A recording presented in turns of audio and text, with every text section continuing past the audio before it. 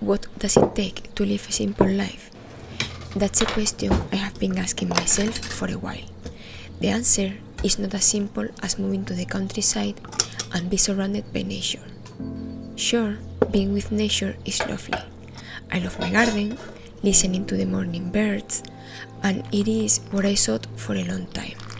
The main reason though was because I was looking to retrieve from society.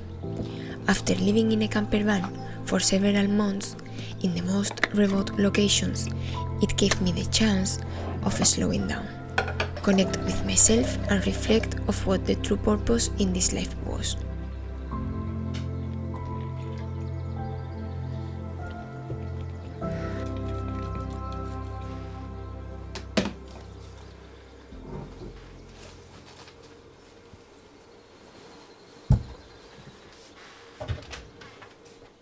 It's been almost 6 years since that trip started.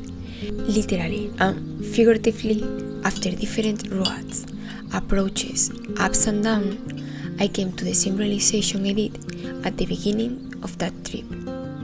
We then moved to the Alentejo's countryside, originally looking for a property near the ocean and a surf spot, because to me that's where I feel most at home. But following life's guidance and our tight budget, we finally settled in an empty land in the middle of Portugal that to my eyes was full of potential.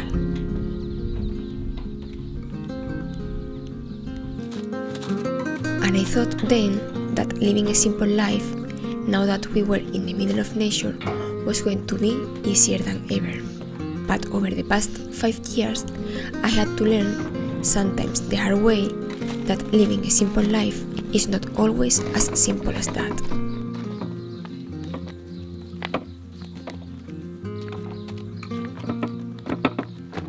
I started this video at the beginning of June, with the idea of publishing it a week later, but instead here I am, at the end of the month, finally able to sit down, talk to you and ready to go live. During the past year, life hasn't been easy, and at times it felt as I was being punished. In a way, it felt as if I went back 25 years ago, and the same cycle repeated. And other times, the same cycle and experiences that I lived 15 years ago.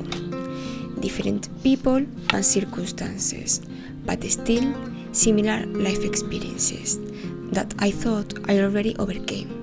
But somehow there I was, feeling like I was stuck in time, unable to move forward once again. This made me reflect a lot during the past months about what it means to be happy.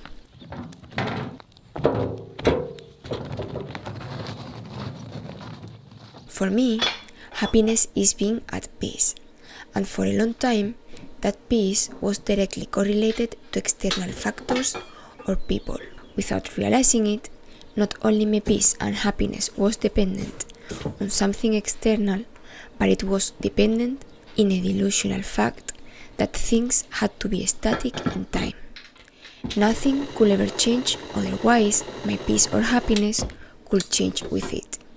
It is easy to be happy and at peace when you are on top of that quiet mountain doing your breathing exercises, looking at that still and peaceful lake water like a Buddhist monk. The challenging part is accepting that life for most of us is not represented by that still lake water, but more like a rushing river water that we have to constantly navigate and keep ourselves afloat from. Sure, walking during a sunny day in nature is peaceful, but the challenge is to still feel at peace when it starts to rain, and then hails, and all of a sudden you are soaked wet and encounter a territorial and aggressive dog baring its teeth at you because it sees you as a threat.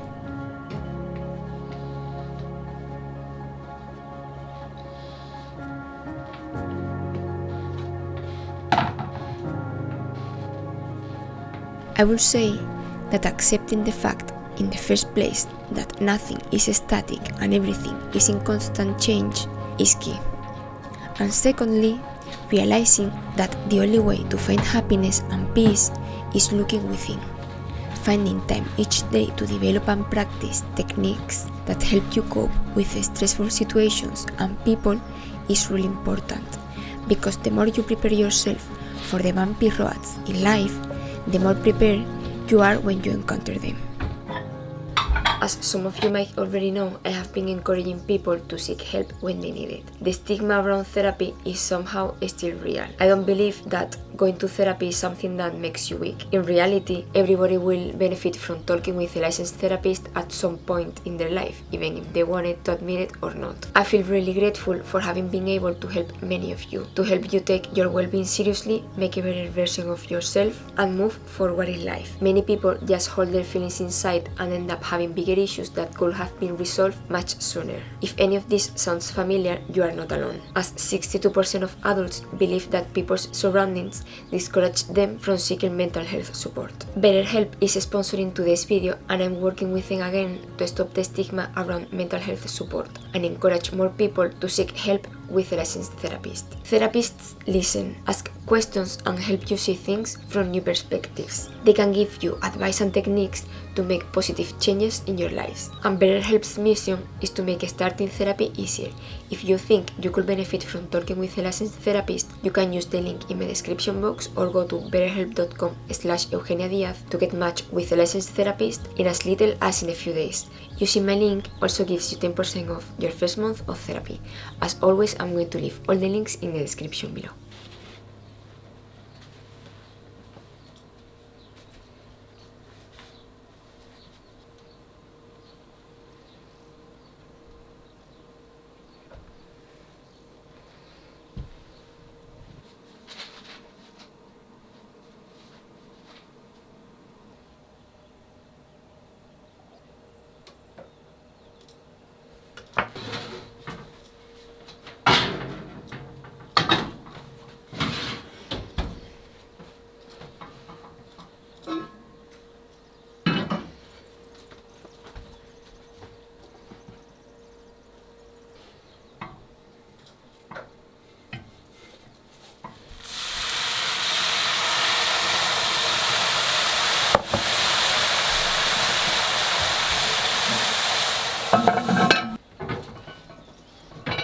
Living in the countryside with the home run off the grid, self-building your house debt-free, while being an entrepreneur, staying healthy, and achieving a constant state of happiness feels exhausting at times.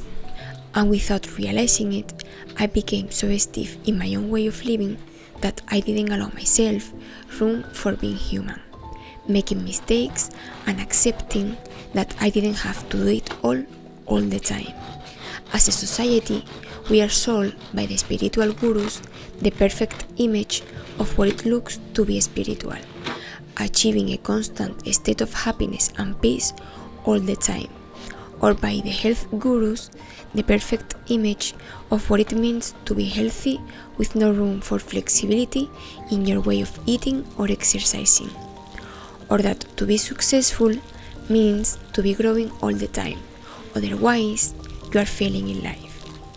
For the longest time, I myself believed in all of that, and it made me become my worst critic, always seeing my flaws or the things I wasn't doing good.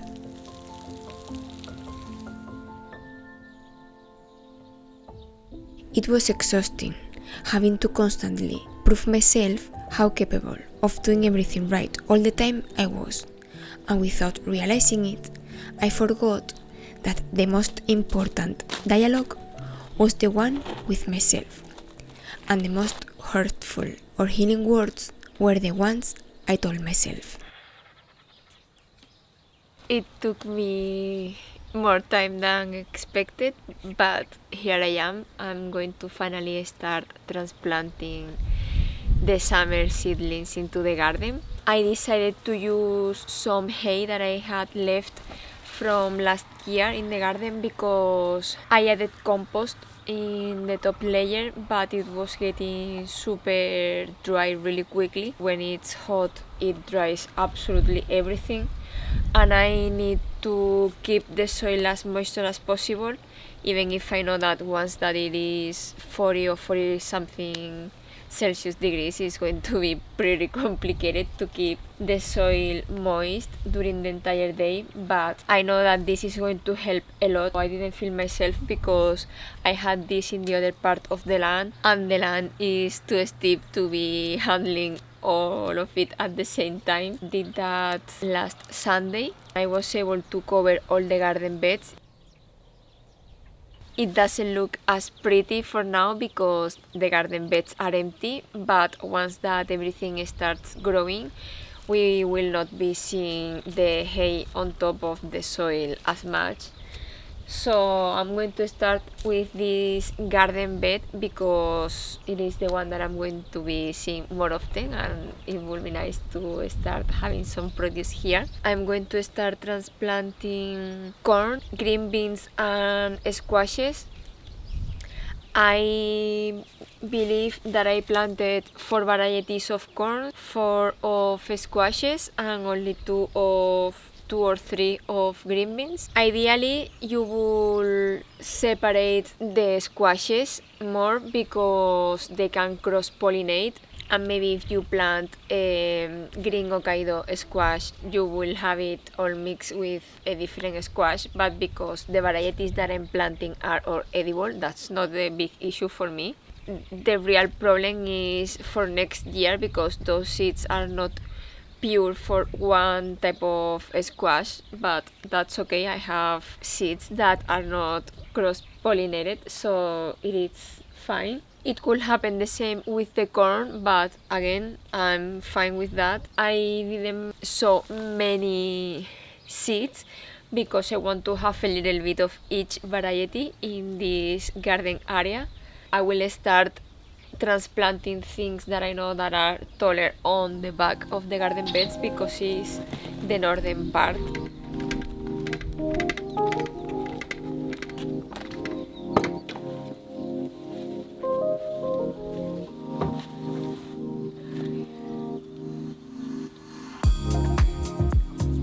Here I think I'm going to go for this variety because it is the one that sprouted the least, and because I already have dahlias planted in the garden bed, I have less space, so I'm going to go with this one. As you can see, the roots are already trying to be transplanted.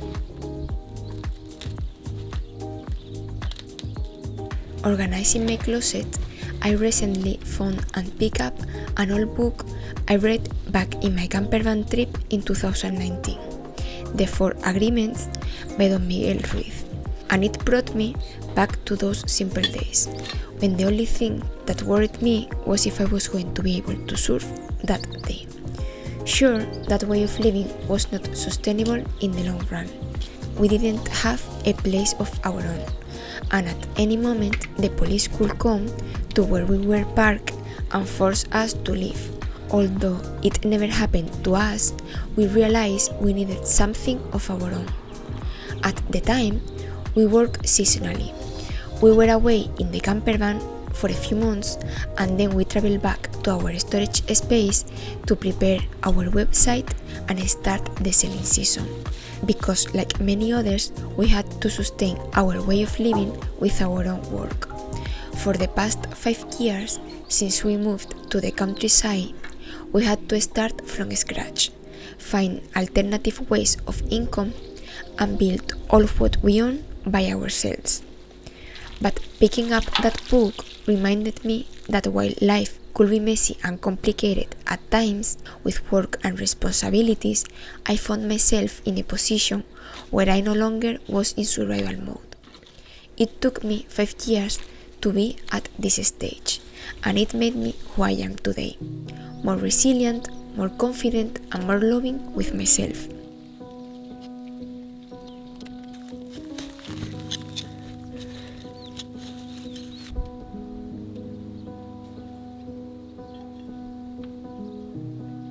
Finally, to answer the question, for me, living a simple life means being okay with the rhythms of life, accepting that sometimes the tight schedule you write yourself can be achieved and sometimes it is not.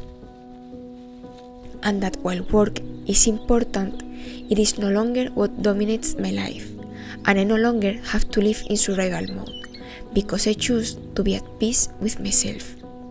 I never moved to the countryside to be a slave of my property, my project, or my work. I did it because I was looking for an alternative way of living, and that for me meant working and living seasonally, while doing the things I love. After 2 years, last weekend we finally got our camper van ready, decided to slow down work, and went back to surfing once again. The moment I went into the ocean and rode my first wave after 2 years, everything felt where it should be, and I realized that it took me 5 years of learning and self-discovery to finally feel back at home with myself.